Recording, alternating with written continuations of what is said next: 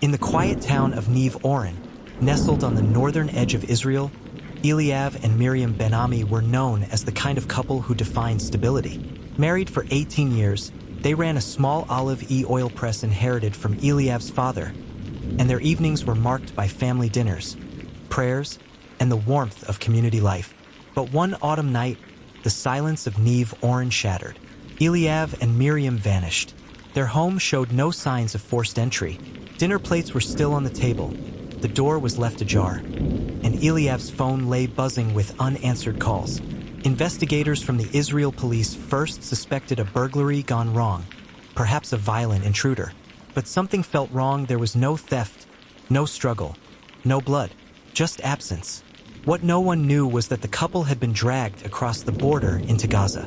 Their abductors were a Hamas cell that had been scouting Israeli border towns, looking for symbolic targets. The Ben-Amis weren't political figures or military officers, yet their abduction was meant as a message. No one in Israel is safe. For days, Eliav and Miriam were locked in a dim, windowless room beneath a ruined building. They endured brutal interrogations, physical torture, and psychological games meant to break them. The terrorists demanded they record propaganda videos, denouncing Israel. When Eliav refused, he was beaten. Miriam's resolve was tested as she was threatened with unspeakable harm. But in the darkness, the couple clung to prayer. Whispering psalms to each other, they recited words of hope. "The Lord is my light and my salvation, whom shall I fear?" Miriam repeated, even as her voice trembled. Back in Neve Oren, investigators were baffled. At first, they considered whether the couple had debts, enemies, or even a domestic dispute. Suspicion briefly fell on a distant cousin who had quarreled with Eliav over family land. But as the Shin Bet intelligence unit joined the case, a chilling clue emerged. Footprints leading toward the border, partially covered, and drone footage capturing shadows moving across the terrain that same night. The case transformed instantly from a missing persons inquiry to a matter of national security. As Israel prepared to negotiate, another twist surfaced. The kidnappers weren't just militants.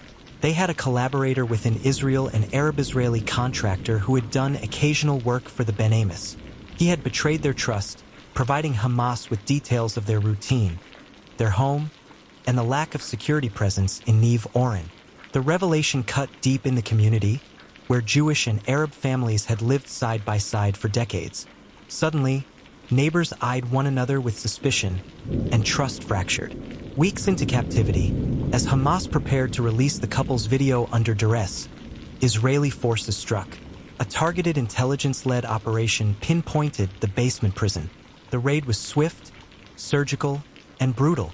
Explosions rocked the compound, and in the chaos, Eliav shielded Miriam with his body as gunfire erupted. Within minutes, IDF commandos pulled the couple to safety. They emerged frail, bruised, but alive, tears streaming down their faces as they were carried into a waiting helicopter. Israel retaliated with a wave of strikes on Hamas positions, sending a message that the abduction of civilians carried a heavy price. Back in Neve Oren, the Ben-Amis return was both joyous and haunting. Miriam couldn't sleep without waking from nightmares. Eliav flinched at sudden noises, and yet both spoke publicly about their survival, not in terms of vengeance, but of faith. "It was not our strength that saved us," Miriam said in a televised interview, her hand clutching Eliav's. "It was the strength God gave us to endure, and it was the strength of our people who did not stop searching." For investigators, the case remained a chilling reminder of how terror could seep quietly into ordinary lives, hidden beneath the rhythms of small-town Israel. For Neve Oren, it was a scar that would not fade soon. But for Eliav and Miriam, their story became more than survival. It became testimony that even in the darkest pit, faith can hold a flame.